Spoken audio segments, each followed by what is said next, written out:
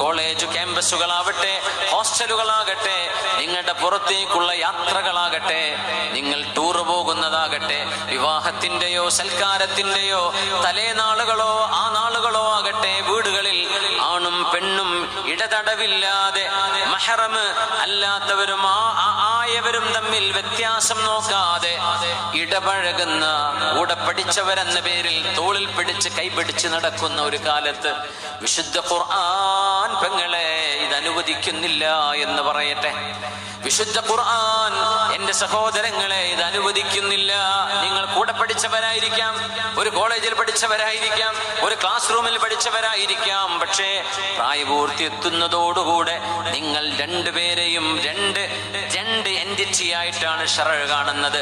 ഒരു വിവാഹ ബന്ധത്തിലൂടെ അല്ലാതെ നിങ്ങൾക്ക് അല്ലാഹു റബ്ബുൽ ഇസ്സത്ത് ഇന്റിമേറ്റ് ഫ്രണ്ട്ഷിപ്പ് അനുവദിച്ചിട്ടില്ല.